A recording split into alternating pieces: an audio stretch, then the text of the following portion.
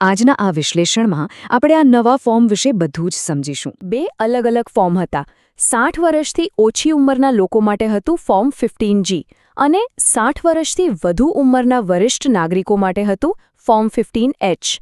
હવે નવી સિસ્ટમમાં આ બંનેને ભેગા કરીને એક જ સરળ ફોર્મ બનાવી દેવામાં આવ્યું છે. આ ફેરફારને સમજવા માટે તમે 15G અને 15Hને બે અલગ અલગ, કદાચ થોડા વાંકા-ચૂકા રસ્તાઓ તરીકે વિચારી શકો છો.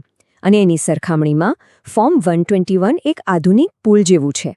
એણે આખી પ્રક્રિયાને જોડીને બધા માટે એકદમ સરળ અને સુવ્યવસ્થિત બનાવી દીધી છે. તો સવાલ એ છે કે આ ફોર્મ કોના માટે છે?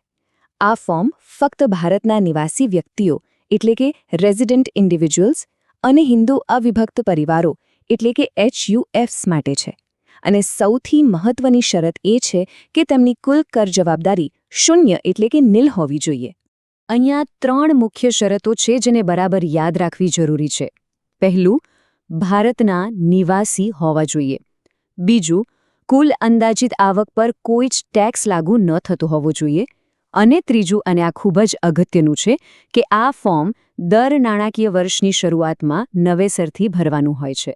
મુખ્યત્વે 4 વસ્તુઓ તૈયાર રાખવાની છે. પહેલું અને સૌથી જરૂરી, પેન કાર્ડ. બીજું, જે વ્યક્તિ કે સંસ્થા ટેક્સ કાપે છે તેમનો ટેન નંબર. ત્રીજું, આવક અને બેંક ખાતાની બધી વિગતો. અને છેલ્લે, ઉંમર અને સરનામાનો પુરાવો.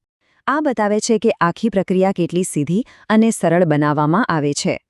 તો આ 7 પગલાં કયા છે? ચાલો એક પછી એક જોઈએ. પહેલું, તમારી મૂળભૂત વિગતો જેવી કે નામ અને સરનામું ભરો. બીજું, તમારી ઓળખની વિગતો જેમ કે પાન અને આધાર નંબર આપો.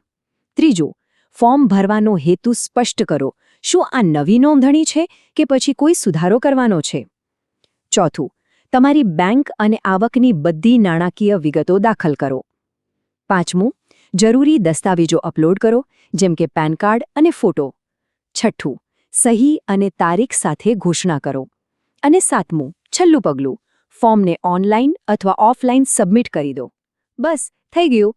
પણ આ ફોર્મને સ્માર્ટ ફોર્મ કેમ કહેવાય છે? જેમ કે તમારી પ્રોફાઇલમાંથી અમુક માહિતી આપમેળે ભરાઈ જાય છે. તમે જે વિગતો ભરો છો તેની રિયલ ટાઈમમાં ચકાસણી થતી રહે છે. તેમાં ડ્રોપડાઉન મેન્યુ અને ડેટ પિકર્સ જેવા સરળ ટૂલ્સ છે જેથી ભૂલ ન થાય. અને સ્માર્ટ વેરિફિકેશન માટે ચેકબોક્સનો ઉપયોગ થાય છે. આનું એક નાનું પણ બહુ સરસ ઉદાહરણ જોઈએ. જૂની સિસ્ટમમાં એસેસમેન્ટ યર કે પ્રીવિયસ યર જેવા શબ્દો હતા જે ઘણીવાર ગૂંચવણ ઊભી કરતા હતા. હવે નવી સિસ્ટમમાં તેને એકદમ સરળ બનાવીને ફક્ત ટેક્સ યર એટલે કે કર વર્ષ કરી દેવાયું છે. જ્યારે ફોર્મ 121 ભરાઈ જાય ત્યારે સમજો કે કરદાતા અને સિસ્ટમ વચ્ચે એકદમ સ્પષ્ટ અને સફળ સમજૂતી થઈ ગઈ છે. આનું પરિણામ છે એક સરળ પ્રક્રિયા જ્યાં કોઈ ગૂંચવણને સ્થાન નથી. તો આનાથી મુખ્ય ફાયદા કયા છે? સૌથી મોટો ફાયદો, ટીડીએસ રિફંડ મેળવવાની માથાકૂટ અને જટિલ પ્રક્રિયામાંથી છુટકારો. ફોર્મ 121નો સૌથી મોટો ફાયદો છે ટીડીએસ રિફંડની જટિલતાઓમાંથી મુક્તિ.